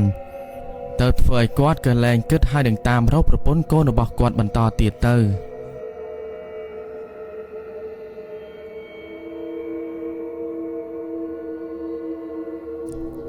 នៅពេលល្ងាចចន្លោះប្រហែលជាម៉ោង4ទៅម៉ោង5តាគៀនខណៈពេលនោះដែរគាត់ក៏ចាប់ផ្ដើមរៀបចំលំដាប់អាសនៈរបស់គាត់ដើម្បីត្រៀមខ្លួនក្នុងការលេងអាគមជាមួយនឹងគេនាយប់នេះពីព្រោះដោយដែលយើងដឹងស្រាប់ហើយថាការពីព្រឹកមិញនេះគឺមានគេបានសុំលេងអាគមជាមួយនឹងគាត់ហើយគេនោះគឺចង់សម្ដៅទៅដល់តាចើតដែលគាត់បានជួបនៅកន្លែងលក់នំបញ្ចុកនេះហើយតាគៀនគឺគាត់រៀបចំលំដាប់លំដោយអាសនៈរបស់គាត់ឲ្យបានត្រឹមត្រូវមុននឹងលេងជាមួយនឹងគេដែលហេតុថាការរៀបចំលំដាប់ឲ្យបានត្រឹមត្រូវក៏នាំឲ្យគាត់លេងអាគមជាមួយនឹងគេក៏មិនចាវនឹងគេដែរគឺធ្វើឲ្យគាត់មានអំណាចអាចជួយឲ្យគាត់យកឈ្នះទៅលើអាគមទាំងឡាយទាំងពួងដែលគេចង់សាកល្បងលេងជាមួយនឹងគាត់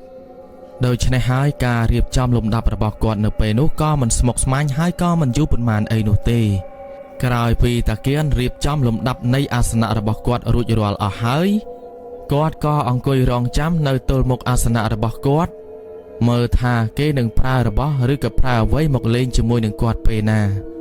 អង្គុយរងចាំនៅទល់មុខអាសនៈរបស់គាត់បើកភ្នែកភ្លឹះរងចាំតាំងពីម៉ោង6រហូតដល់ម៉ោង8យប់ដំបូងតាគៀនគាត់គិតថាប្រហែលជាតាចើតគ្រាន់តែនិយាយលេងមួយឆាវព្រោះថាប្រសិនបើតាចើតលេងពិតមែនច្បាស់ជាគាត់លេងតាំងពីម៉ោង7រហូតមកដល់អាត្មានឹងមិនខានតែតាគៀននៅពេលនោះគាត់ក៏អង្គុយនៅទល់មុខអាសនៈរបស់គាត់ជាបន្តបន្ទាប់ចាំមើលដោយមិនបានទៅណានោះទេទោះបីជាតាចើតលេងឬក៏មិនលេងក៏គាត់នៅតែអង្គុយទល់មុខអាសនៈរបស់គាត់ចាំមើលហើយក្រោយមកនៅពេលដែលម៉ោង8ជិតម៉ោង9យប់ តាគៀនក៏ស្រាប់តែគាត់ក៏បានលឺស្នូសំឡេងអ្វីមួយយ៉ាងកំពុងតែវាយជញ្ជាំងផ្ទះរបស់គាត់លឺសូរតែពងប៉ាំងប្រុងប្រៅមិនត្រឹមតែប៉ុណ្ណោះនោះទេក៏បានធ្វើឲ្យផ្ទះរបស់គាត់ខណៈពេលនឹងដែរក៏បានរំកើតែម្ដងអញ្ចឹងហើយតាគៀនស្របពេលនោះដែរគាត់ក៏ចាប់ផ្ដើមដឹងបាត់ទៅហើយថាតាជើពិតជាសាកល្បងលេងអាគមជាមួយនឹងគាត់ពិតមែនដូច្នេះតាគៀនគាត់ក៏មិនរងចាំយូរអីនោះទេដែលគាត់ក៏ចាប់ផ្ដើមរៀបចំធ្វើពិធីក្នុងការលេងអាគមតបតជាមួយនឹងតាជើវិញហើយមុននឹងគាត់តបតទៅកាន់តាជើគឺគាត់មើលថាតាជើគាត់កំពុងតែប្រើអ្វីឲ្យមកចាប់ការមកលើគាត់ដោយបន្ទាប់ពីតាគៀនដឹងថាតាជើប្រើរបស់នោះឲ្យមកធ្វើទុកបុកម្នេញមកលើគាត់ក៏បានប្រើអាគមរបស់គាត់ក្នុងការទប់ទល់ទៅលើរបស់ទាំងនោះគឺគាត់ពុំបានផ្ចាញ់ឬក៏បកត្រឡប់ទៅវិញទៅកាន់តាជើភ្លាមនោះដែរគឺគាត់បានត្រឹមតែទប់របស់តាជើដើម្បីការពារខ្លួនតែប៉ុណ្ណោះហើយកដាដំបងដែលតាជើលេងមកកាន់តាគៀនខណៈពេលហ្នឹងគឺគាត់បានលេងដៃគោលអញ្ចឹងហើយដែលធ្វើឲ្យដំបូលហើយនឹងជញ្ជាំងផ្ទះរបស់តាគៀនគឺបានត្រឹមតែលឺស្នូសំឡេងប្រុងប្រៅពងប៉ាំងយ៉ាងមួយទំហឹងហើយនឹងរំកើផ្ទះនោះក៏ព្រោះតែដៃគោទាំងនោះវាបានហោះមកប៉ះនឹងជញ្ជាំងព្រមទាំងដំបូលផ្ទះរបស់តាគៀននេះឯងអាចនិយាយបានថាការលេងដំបងរបស់តាជើគឺវាពិតជាសាហាវណាស់ដោយគាត់លេងជាមួយនឹងតាគៀនមិនមែនលេងស្រាលឬក៏លេងធម្មតានោះដែរអាចនិយាយបានថាលេងនេះគឺលេងដាក់ជីវិតមកខាងតែម្ដងតាគៀនខណៈពេលនោះគឺគាត់ខំព្យាយាមណាស់ក្នុងការទប់ទល់ទៅលើអាគមរបស់តាជើស្របពេលដែលគាត់ធ្វើបរិកម្មគាថាទប់ទល់ជាមួយនឹងតាជើខណៈពេលហ្នឹងគឺមិនថាជញ្ជាំងឬក៏ដំបូលផ្ទះរបស់គាត់នោះទេវាក៏បានប្រែក្លាយទៅជាសំណាញ់អាថ័ន្តចាប់ដៃគោទាំងនោះមិនឲ្យដៃគោទាំងនោះអាចចូលទៅក្នុងផ្ទះធ្វើទុកទៅលើគាត់បានឡើយហើយរបៀបនៃការចាប់សំណាញ់អាថ័ន្តរបស់តាគៀនដែលចាប់ទៅលើដៃគោទាំងអស់នោះពេលដែលដៃគោទាំងនោះវាប៉ះបុកជាមួយនឹងជញ្ជាំងព្រមទាំងដំបូលផ្ទះរបស់តាគៀនគឺសំណាញ់អាថ័ន្តរបស់គាត់ក៏ស្រាប់តែបានកំចាយទៅលើដៃគោទាំងអស់នោះដោយនៅពេលដែលសំណាញ់អាថ័ន្តវាបានកំចាយទៅលើដៃគោទាំងនោះគឺដៃគោទាំងនោះក៏ត្រូវបានរលាយដោយសារតែភ្លើងនៃសំណាញ់អាថ័ន្តបានកំចាយហើយបើនិយាយអំពីពន្លឺនៃសំណាញ់អាថ័ន្តរបស់តាគៀនមិនថានៅលើដំបូលផ្ទះឬក៏ជញ្ជាំងផ្ទះរបស់គាត់នោះឡើយដោយបញ្ចេញពន្លឺភ្លើងអណ្ដាតមើលទៅដូចជាភ្លើងកំពុងតែឆាបឆេះទៅលើផ្ទះរបស់តាគៀនអញ្ចឹងទាំងដែលតាមកាពិតទៅនោះវាគ្រាន់តែជាពន្លឺនៃអាថ័ន្តក្នុងការកំចាយទៅលើដៃគោដែលគេប្រើមកហើយពេលដែលសំណាញ់អាថ័ន្តវាកំចាយទៅលើដៃគោទាំងនោះអស់សំឡេងពងប៉ាំងប្រុងប្រៅមិនថានៅលើដំបូលផ្ទះឬក៏នៅលើជញ្ជាំងផ្ទះរបស់តាគៀននោះទេក៏ស្រាប់តែស្ងប់ស្ងាត់លែងឮស្នូសំឡេងប្រុងប្រៅពងប៉ាំងទៀតដូច្នេះតាជើប្រហែលជាគាត់លែងលេងរបៀនមួយនេះទៀតហើយដោយតាគៀនគាត់ក៏ជឿថាតាជើគឺមិនមែនលេងរបៀនមួយនេះតែមួយក្តារនោះទេច្បាស់ណាស់គាត់ប្រកាសជាលេងរបៀនណាមួយជាបន្តបន្ទាប់មកកាន់គាត់តែតាគៀនពេលនោះគាត់ក៏ពុំបានចៅឬក៏ភ័យខ្លាចទៅលើការលេងរបៀនរបស់តាជើនោះទេអាចនិយាយបានថាគឺគាត់នៅចាំស្វាគមន៍តាជើជានិច្ចស្របពេលនោះបន្ទាប់ពីតាជើគាត់លេងបានមួយក្តារជាមួយនឹងតាគៀនស្ថានភាពពេលហ្នឹងក៏ស្រាប់តែបានស្ងប់ស្ងាត់បានបន្តិចអាចនិយាយបានថាប្រហែលជាតាជើនៅពេលនេះគឺគាត់កំពុងតែដកឃ្លាក្នុងការប្រើរបៀនអាគមរបស់គាត់ឲ្យមកលេងជាមួយនឹងតាគៀនគាត់រងចាំមើលមិនយូរប៉ុន្មានផងក៏ស្រាប់តែគាត់ក៏បានឮស្នូសំឡេងអ្នកណាម្នាក់កំពុងតែស្រែកហៅគាត់នៅឯទល់មុខផ្ទះរបស់គាត់ហើយសំឡេងដែលកំពុងតែស្រែកហៅមកកាន់គាត់នៅពេលនោះគឺគាត់ចាំបានយ៉ាងច្បាស់ថាវាគឺជាសំឡេងពូជាដែលរស់នៅក្នុងភូមិរបស់គាត់នេះហើយស្របពេលដែលគាត់ឮសំឡេងពូជាស្រែកហៅថាតាគៀនអើយចុះពីលើផ្ទះបន្តិចមើលខ្ញុំមានរបស់យកមកឲ្យតាគៀននៅពេលដែលគាត់ឮសំឡេងពូជាស្រែកហៅមកកាន់គាត់បែបនោះគាត់ក៏បានញញឹមហើយឆ្លើយតបតទៅកាន់ពូជាវិញថាបើឯងយករបស់មកទុកនៅទីនោះចុះចាំអញចុះទៅយកតាគៀនបន្ទាប់ពីគាត់និយាយបែបនឹងហើយក៏ស្រាប់តែពូជាគាត់ក៏បានឆ្លើយតបតមកកាន់តាគៀនវិញថាគាត់មិនអាចទុកនៅទីនោះបានឡើយគឺចាំតាគៀនចុះទៅយកដោយខ្លួនឯងតែម្ដង ហើយតាគៀននៅពេលដែលគាត់ឮពូជានិយាយបែបហ្នឹងក៏ស្រាប់តែគាត់ក៏បានថាមិនអីទេចាំគាត់ចុះទៅយកក៏បានដែរតែនៅចាំគាត់បន្តិចសិនទៅតិចទៀតគាត់ចុះទៅឥឡូវហើយដោយតាគៀននៅពេលដែលគាត់និយាយបែបហ្នឹងហើយតាមកពិតទៅគឺគាត់មិនបានចុះទៅនោះទេតែគាត់បែរទៅជាដាស់សត្វអាគមរបស់គាត់ឲ្យចុះពីលើផ្ទះដើម្បីទៅយករបស់ទាំងអស់នោះហើយពូជាដែលកំពុងតែឈរកាន់អ្វីម្យ៉ាងនៅឯទល់មុខផ្ទះរបស់តាគៀននៅបន្តិចក្រោយមកក៏ស្រាប់តែបានឃើញតាគៀនដើរចុះពីលើផ្ទះរបស់គាត់តម្រង់សម្ដៅទៅកាន់ពូជាខណៈពេលដែលពូជាកំពុងតែកាន់របស់ដោយពូជាគ្រាន់តែគាត់ឃើញតាគៀនដើរតម្រង់មកកាន់គាត់ភ្លាមក៏ស្រាប់តែគាត់ក៏ចាប់ផ្ដើមបញ្ចេញទឹកមុខញញឹមយ៉ាងគួរឲ្យខ្លាចដោយពូជានៅពេលនោះគឺគាត់បានឈរនៅក្បែររបងទល់មុខផ្ទះរបស់តាគៀនអានិយាយបានថាគឺគាត់កំពុងតែឈរនៅលើផ្លូវរទេះនេះឯងមើលទៅពូជានៅពេលនោះហាក់បីដូចជាគាត់មិនហ៊ានដើរចូលមកក្នុងដីផ្ទះរបស់តាគៀនឡើយហើយស្របពេលដែលតាគៀនដើរទៅដល់ក្បែររបងទល់មុខផ្ទះរបស់គាត់ក៏ស្រាប់តែគាត់ក៏បានសួរទៅកាន់ពូជាថាអើអីណាទៅរបស់ដែលឯងយកមកឲ្យអញស្របនៅពេលនោះពូជាគាត់ក៏បានលើករបស់នោះឲ្យតាគៀនមើលដោយប្រសិនបើយើងឃើញហេតុការណ៍ដែលពូជាលើករបស់នោះឲ្យតាគៀនមើលម្លេះប្រហែលជាយើងញាក់សាច់រន្ធត់តែម្ដងពីព្រោះថារបស់ដែលពូជាលើកឲ្យតាគៀនមើលនៅពេលហ្នឹងតាមក៏ពិតទៅវាគឺជាក្បាលរបស់តាគៀននេះហើយដោយសភាពលក្ខណៈក្បាលរបស់តាគៀនដែលពូជាលើកឲ្យតាគៀនមើលខណៈពេលហ្នឹង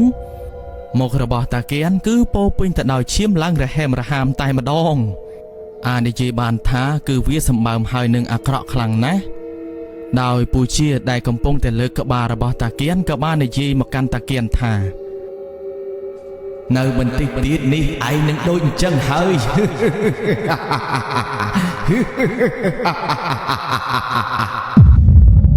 ស្របនៅពេលដែលពូជាគាត់និយាយបែបនឹងហើយក៏ស្រាប់តែគាត់ក៏បានប្រែคล้ายទៅជាសត្វអាគមតែម្ដង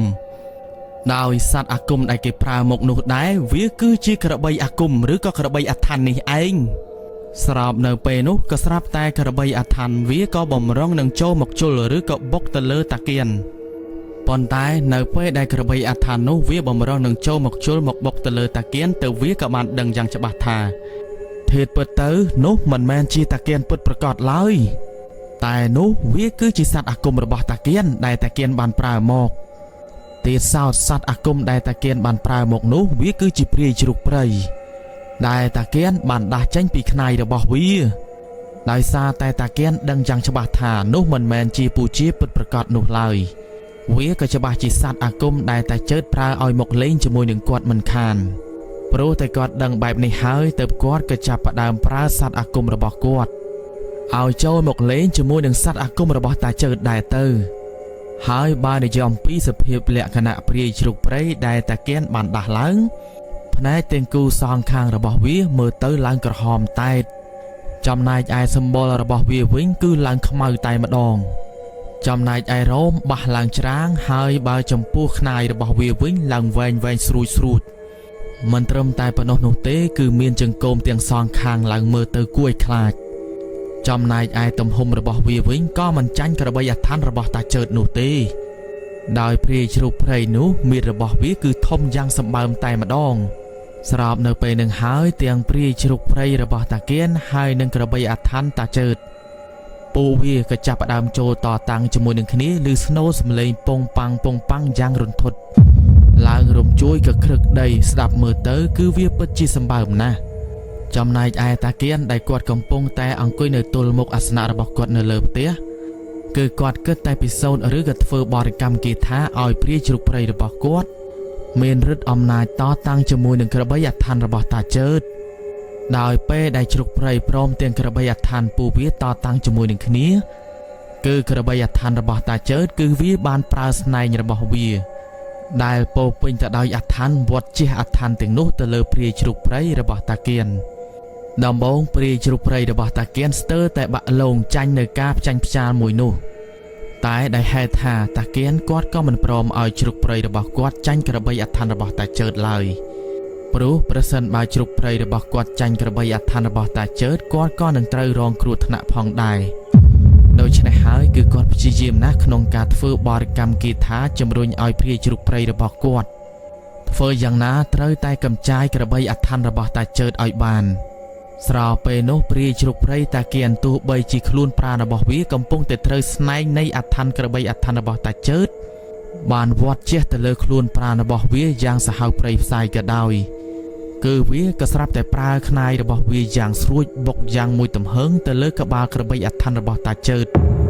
ដំបូងក្របីអធិនរបស់តាជើតនៅពេលនោះក៏រៀងស្រើដែរ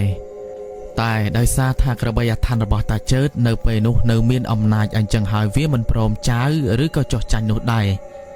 គឺវាព្យាយាមណាស់ក្នុងការបុកវត្តទៅលើព្រាយជ្រូកព្រៃតាគៀនក៏ប៉ុន្តែនៅពេលហ្នឹងក៏ស្រាប់តែក្របីអធិនរបស់តាជើតក៏ត្រូវបានព្រាយជ្រូកព្រៃតាគៀនប្រើខ្នាយរបស់វាយ៉ាងស្រួចមកទៅលើក្របីអធិនរបស់តាជើត4ទៅ5ដងតែប៉ុណ្ណោះក៏ស្រាប់តែក្របីអធិនរបស់តាជើតនៅពេលនោះក៏ព្រោះតែវាទ្រាំទ្រមិនបានក៏ស្រាប់តែក្របីអធិនរបស់តាជើតនៅពេលនោះក៏បានខ្ចាយព្រលឹងវិញ្ញាណទេសោតព្រលឹងវិញ្ញាណទាំងអស់នោះគឺសិតស្ទឹងតែជាព្រលឹងវិញ្ញាណពពួកខ្មោចតៃហោងដែលបានខាបមកក្នុងការប្រមូលផ្ដុំបង្កើតទៅជាក្របីអធិនមួយដូច្នេះហើយក្របីអធិនទាំងនោះគឺវាមានឫទ្ធិអំណាចដោយសារតែពពួកវិញ្ញាណទាំងអស់នេះឯងបន្ទាប់ពីពពួកវិញ្ញាណទាំងអស់នោះត្រូវបានខ្ចាយក៏ស្រាប់តែពួកវាក៏បានស្រែកទៅរឹងអើងកងតែម្ដង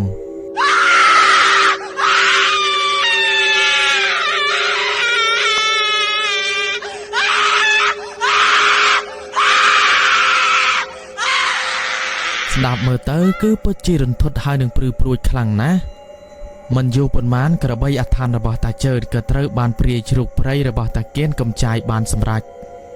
ដូច្នេះហើយព្រាយជ្រូកព្រៃតាគៀនក៏បានវិលត្រឡប់ទៅរកតាគៀនវិញដោយនៅពេលដែលព្រាយជ្រូកព្រៃនោះឡើងទៅដល់លើផ្ទះតាគៀនគាត់ក៏បានមើលឃើញពីស្ថានភាពនៃព្រាយជ្រូកព្រៃរបស់គាត់ហើយស្ថានភាពព្រាយជ្រូកព្រៃរបស់គាត់នៅពេលនឹងដែរគឺមិនថានៅលើក្បាលរបស់វាឬក៏នៅលើខ្លួនប្រាណរបស់វាឡើយគឺពោពេញទៅដោយស្នាមរបួសនៃអធិនដោយសារតែក្របីរបស់តាជើតបានវត្តហើយតាគៀននៅពេលដែលគាត់ឃើញព្រាយជ្រូកព្រៃគាត់នៅពេលនឹងដែរគាត់ក៏បានត្រឹមតែអាណិតដោយក៏សំណាងល្អដែលព្រាយជ្រូកព្រៃរបស់គាត់អាចកំចាយឬក៏យកឈ្នះទៅលើក្របីអធិនតាជើតបានហើយនៅខណៈពេលនោះតាគៀនគាត់ក៏បានខាបព្រាយជ្រូកព្រៃនោះឲ្យចូលទៅក្នុងខ្នាយជ្រូកព្រៃវិញដោយហេតុថាព្រាយជ្រូកព្រៃគឺតាគៀនបានដាស់ចេញពីខ្នាយជ្រូកព្រៃនេះឯងដោយទម្លាប់តាគៀនគឺគាត់កម្រលេងរបៀនទៅកាន់គេមុនណាមានតែគាត់ទេដែលចាំគេលេងមកកាន់គាត់មុនទៅគាត់លេងទៅតាមក្រោយអញ្ចឹងហើយតាគៀនស្របពេលនោះគឺគាត់នៅរងចាំមើលបន្តទៀតថាតាជើតនឹងប្រើស្អីលេងមកកាន់គាត់ទៀតពេលដែលគាត់រងចាំមើលមួយសន្ទុះធំប្រហែលជា2ទៅ3ម៉ោងរហូតទៅដល់ម៉ោង2ម៉ោង3ទៀតភ្លឺទៅហើយធ្វើឲ្យតាគៀននៅពេលនោះគាត់ក៏គិតស្មានថាប្រហែលជាតាជើតលែងលេងអីមកកាន់គាត់ទៀតតែមានឯណាគឺវាមិនដូចជាការគិតរបស់គាត់ឡើយដោយតាជើតគាត់បានប្រើអាគមក្រឡាអុក4ទិសលេងមកកាន់តាគៀន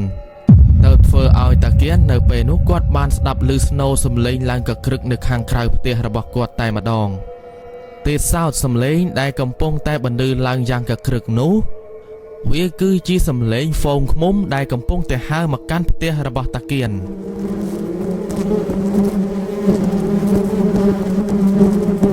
តាមធម្មតាអាគមក្រឡាអុក4ទិសវាគឺជាអាគមដែលប្រើសត្វឪម៉ាល់ឬក៏សត្វឃ្មុំនេះឯង